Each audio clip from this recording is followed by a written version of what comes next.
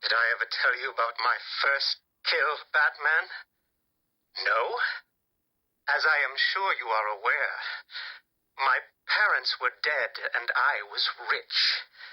So rich I could have anything I wanted, but of course, all I wanted was them back. I now know that that was impossible, of course, that their death served a higher purpose. But back then, I had yet to experience the joy of cold steel cutting through warm flesh. I had no idea how I could save these people from the relentless misery of their existence. You should have stayed that way. Really? Then I'll stop now. Find another telephone, Batman. Goodbye. You made it. I think I will continue my story. I feel the need to talk, to confess maybe. I was rich and alone, but not for long, of course. I took to gambling, or maybe it took to me. If only I had been good at it. I may not be where I am today. As my life spiraled out of control, I desperately formed a plan. A plan to win back my parents' money and be happy again. It didn't work, of course. Plans like that never do. But as I stood outside the Iceberg Lounge on that hot summer night, I remember feeling something. Hope, maybe.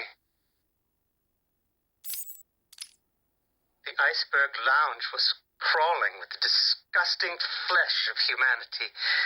You could find anything there. If you had the money, of course. At the beginning, I seemed to be winning. The cards all went my way, and I found myself at the owner's table. For some reason, I thought I would win, that he would play fair.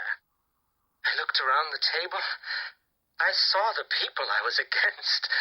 Card sharks, thugs, princes, and the disgusting midget who ran the place. One by one, they all lost or folded. The chips were piling up, and it was just him and me.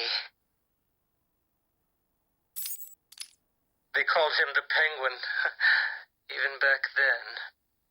He had both eyes, of course. That little accident hadn't happened yet.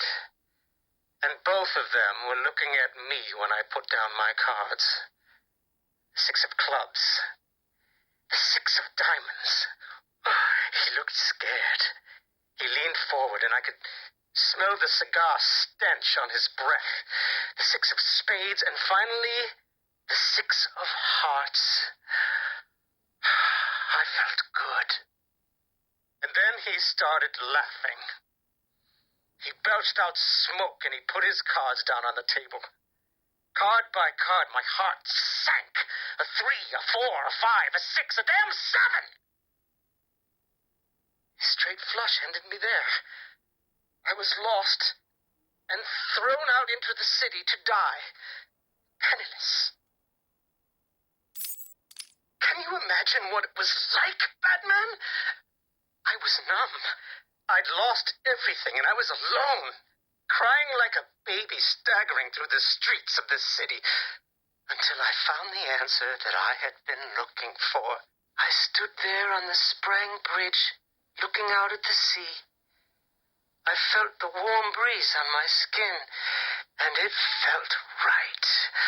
I looked down and imagined myself falling into the blissful arms of my mother.